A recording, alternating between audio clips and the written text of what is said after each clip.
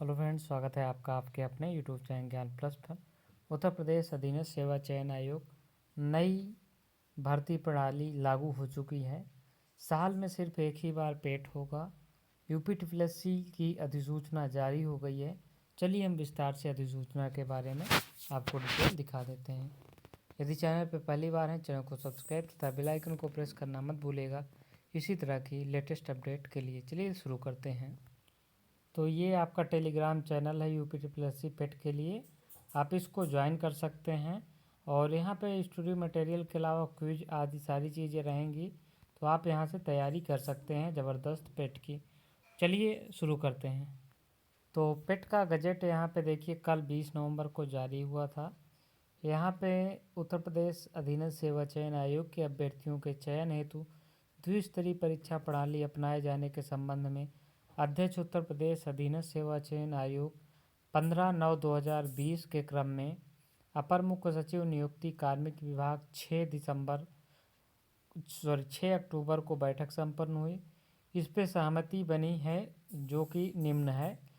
तो अध्यक्ष उत्तर प्रदेश अधीनस्थ सेवा चयन आयोग द्वारा अवगत कराया गया कि पत्र दिनांक 15 सितंबर 20 द्वारा द्विस्तरीय परीक्षा प्रणाली के संबंध में सन्निहित प्रस्ताव प्रेषित किया गया था, जिसमें स्पष्ट किया गया था कि आयोग द्वारा प्रेषित प्रस्ताव भारत सरकार द्वारा गठन हेतु प्रस्तावित एनआरए द्वारा प्रस्तावित प्रक्रिया एवं उत्तर प्रदेश अधीनस्थ सेवा चयन आयोग द्वारा समूह ग के पदों पर भर्ती हेतु प्रस्तावित द्विस्तरीय परीक्षा प्रणाली लगभग एक ही समान है।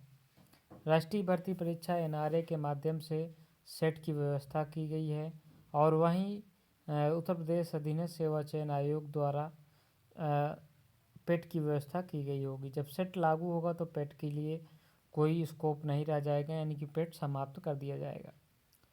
उत्तर प्रदेश अधीनस्थ सेवा चयन आयोग द्वारा आयोजित की जाने वाली पेट के स्कोर की वैधता अवधि के संबंध में अवगत कराया गया कि जब तक एनआरए का गठन नहीं होता है तब तक पेट से भर्तियां होंगी। जब सेट का गठन यानी कि सेट की परीक्षा हो जाएगी तो निश्चित रूप से केवल पेट की को ख़त्म कर दिया जाएगा और सेट के माध्यम से ही परीक्षा होगी। अध्यक्ष उत्तर प्रदेश अधीनस्थ सेवा चयन आयोग द्वारा, तो यहाँ पे आप देख सकते हैं कि पेट सेट अभी लागू होने में समय है, इसलिए उतने दिन तक परीक्षा प्रक्रिया स्थगित नहीं रखी जा सकती, इसलिए पेट को लागू किया जाएगा। अब यहाँ पे ध्यान देने वाली बात है कि प्रारंभिक परीक्षा पेट के स्कोर की वैधता अवधि आयोग के पूर्व प्रस्तावानुसार 3 वर्ष अथवा शासन द्वारा एनआरए आयोजित सामान्य अर्हता परीक्षा के स्कोर को आयोग द्वारा अपनाए जाने के संबंध में निर्गत अधिसूचना दिनांक जो भी पहले हो उसको रखा जाएगा।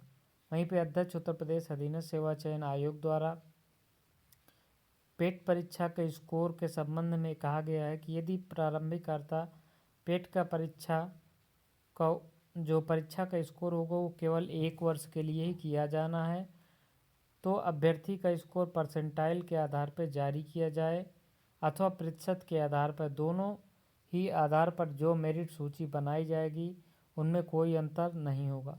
दोनों प्रकार के स्कोर का उपयोग अभ्यर्थियों की शॉर्ट लिस्टिंग के लिए किया जा सकता है, परंतु यदि अलग अलग वर्ष में आयोजित पेट अभ्यर्थियों के स्कोर के तुलनात्मक परीक्षण के आधार पर अभ्यर्थियों की शॉर्टलिस्टिंग हेतु चिन्हांकित किया जाएगा।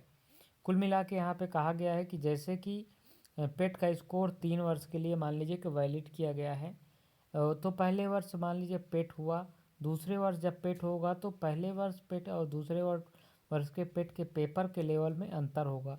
तो इन्होंने कहा कि जब दोनों वर्ष का पेट होगा तो उसका एवरेज ले लिया जाएगा और उसी हिसाब से किया जाएगा।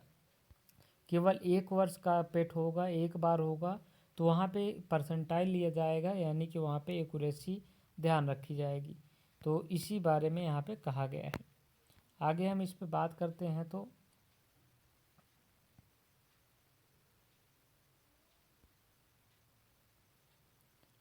वर्तमान व्यवस्था में आयोग द्वारा जब कोई विज्ञापन जारी किया जाता है तो उसमें अभ्यर्थी फॉर्म भरता है, फिर विज्ञापन खत्म हो गया, नई भर्ती आई, उसमें भी उसको फॉर्म भरना पड़ता है। इसके लिए अनावश्यक श्रम और धन का व्यय करना पड़ता है। इसलिए यूपीट्रिपल्सी नो योर कैंडिडेट की प्रक्रिया अपनाएगा और एक ही बार आवेदन मांगेगा, जिसमें कि समस्त जानकारी आपसे ले ली जाएगी।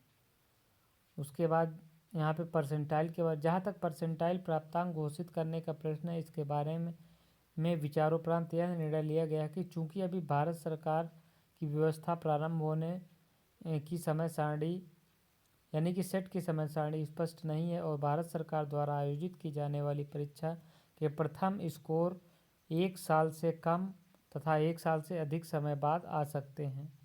अतः कुल प्राप्तांकों के आधार पर परसेंटाइल स्कोर ही घोषित किया जाना चाहिए और उसी के आधार पर मुख्य परीक्षा के आवेदनकर्ताओं की शॉर्ट लिस्टिंग की जानी चाहिए।